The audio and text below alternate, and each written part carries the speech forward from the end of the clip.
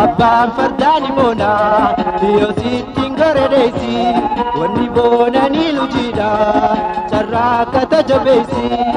Abbaan fardaani boona yoo sittiin gareedeessi wanni boona ni lujiidha carraa akka tajabeessi. Muka ulee sibiilaa namni carraa akka tudhiira namni carraa akka tudhiira.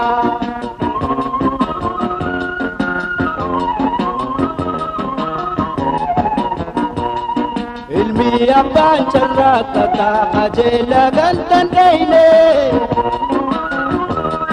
agaabataa jaldeessaa biraa ilkeessan dooyte akkam jee dubbaata qabooltisaa duwwatte akkam jee dubbaata qabooltisaa duwwatte.